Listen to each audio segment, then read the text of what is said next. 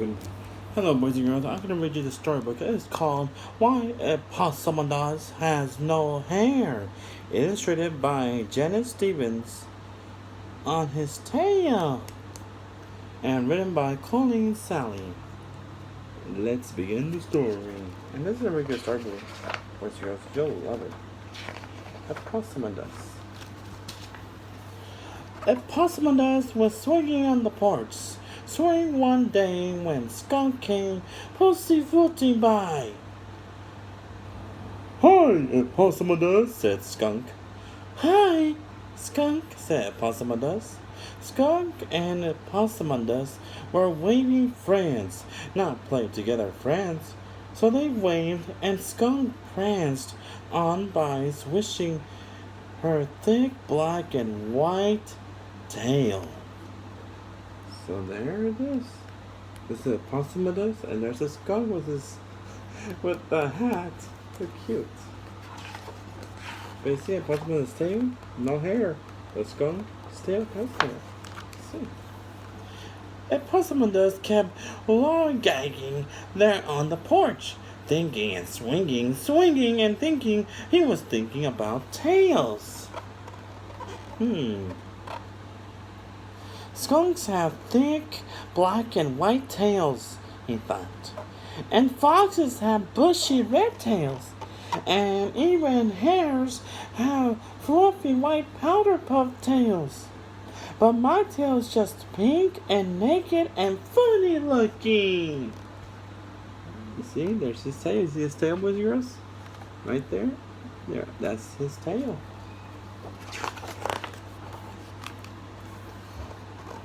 After a while, Epossumondas went inside to find his mama. "Mama, why don't I have hair on my tail?" he asked, climbing onto her lap. "Well, honey," Mama said, "possums haven't always had naked tails. There's an old story. A long time ago, Possum, your great-great-grandpa, had a fluffy little powder puff tail, just like hair. All possums did in those days. Now, Possum was a mighty and smart fellow. He could fool animals much bigger than he was just by playing dead. And oh, what a storyteller he was. But in spite of his smarts, sometimes he got himself in trouble. And this was one of those times. My dear? Uh-oh, so he's gonna learn about his great-great-possum.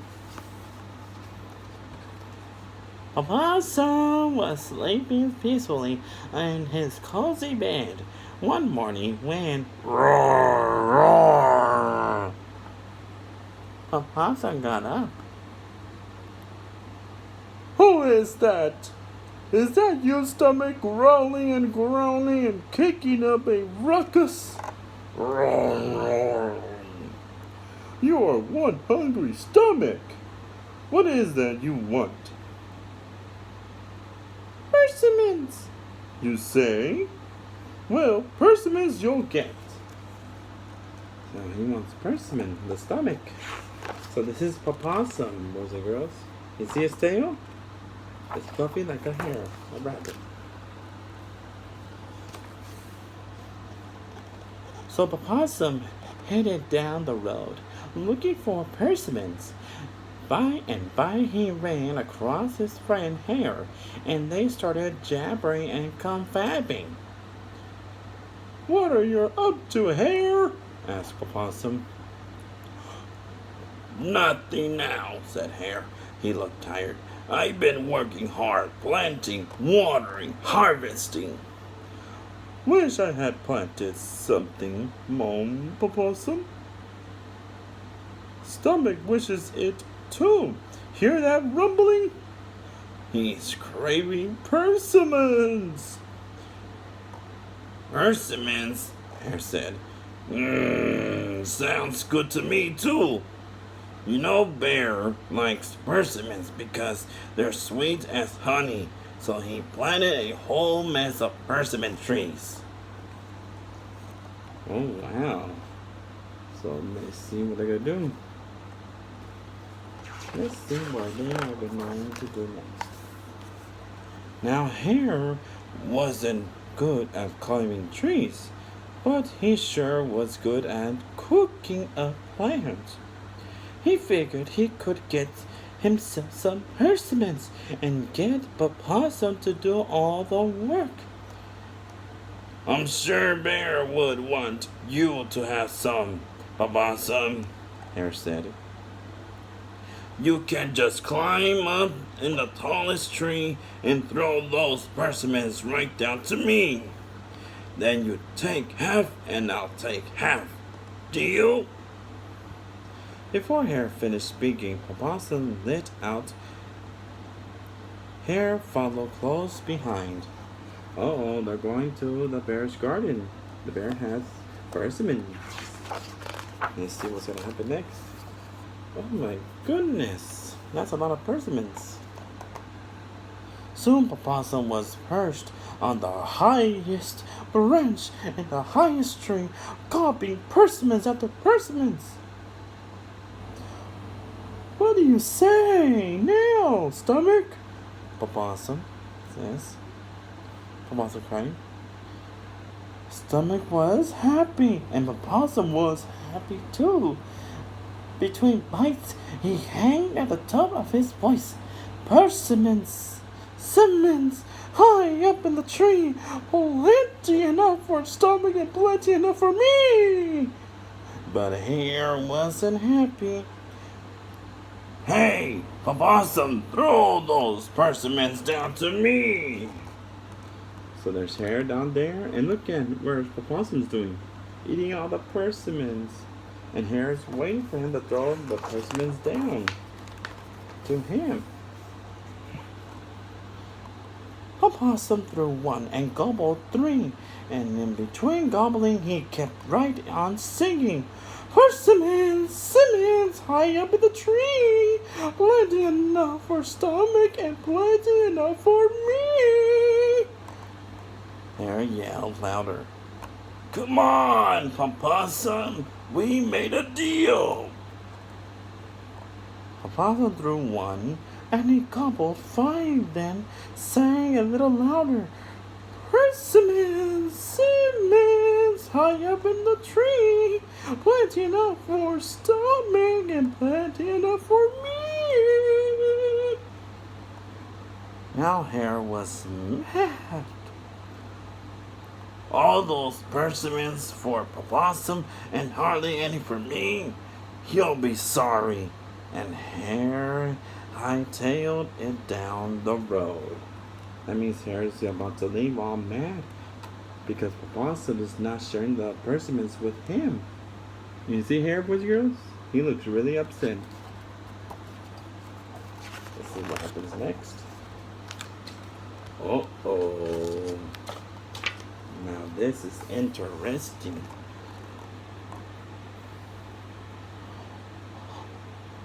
Who do you think he met on that road? That is right, Bear coming on home. Hey Bear, Hare called. You hear that singing?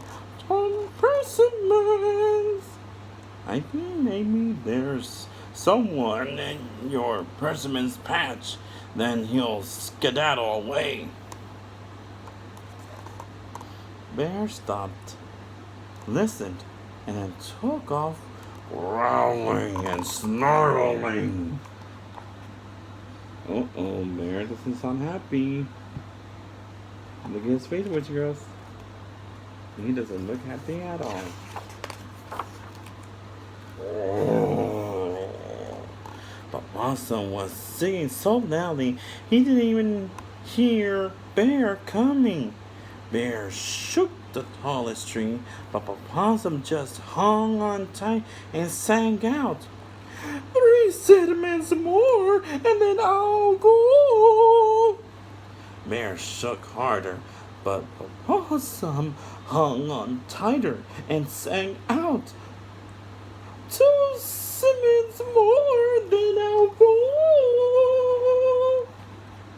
Look, Bear is shaking the tree, boys and girls, with the possum in it. He's hanging in there. Then Bear gave that tree a ferocious shake, and the possum hung on for dear life. Even then, he sang, just 1 Simmons more than I'll go. Bear shook that tree so hard you would have thought the earth was gonna fall apart, and finally down the possum dropped, down, down, down in a shower of red persimmons. There goes the possum, and the bear just ripped down the tree of persimmons. The instant the possum touched the ground, he got his feet going and bolted for the fence as fast as a racehorse. But Bear was fast too, and he got closer and closer. Stop your persimmon picking, Possum. I'm gonna teach you a thing or two, snarled Bear. Just as Possum slipped through the rails of the fence, Bear chomped his teeth around that little powder puff tail, and he wasn't gonna let go. No siree. Uh-oh. Let's see what happens next to Possum's tail. Because look, and the bear is biting his tail. Let's see what happens next. Look. Bear pulled one way, Possum pulled the other, and that fluffy little powder puff tail stretched.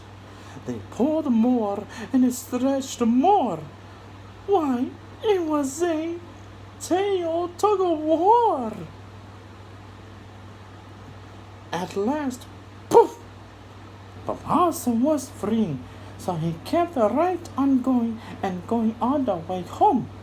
And Bear, he was back there at the fence with a whole mouthful of hair. Believe it or not, his teeth had stripped that powder puff tail clean and stretched it into the longest and skinniest tail you ever see. So Possum's tail is now a pink naked funny tail because Bear pulled his tail and pulled all the hair out. So now we know where a possum does got his tail from. Starter Mac wasn't quite so fond of persimmons after that. And Possum, he had lost that fluffy little powdered puff tail. Now you might think that Possum was kind of embarrassed about his tail. It was so pink and naked and funny looking. You see his tail, boys and girls? There's his tail. But he always could make something good out of something bad. It turned out that tail came in pretty handy. Possum found a million different ways to use it. No, he found many ways to use his tail. Hanging from a tree, or drawing on the table, or even, oh my goodness, Possum was really funny and thinking creative. And ever since then, Mama said, hugging her baby close, no possum has ever had hair on his tail, including you, my sweet little patootie. Aww, Epossumondas and his mama. That's so cute. And that was the end of the story. Wow. And look what this says, boys and girls.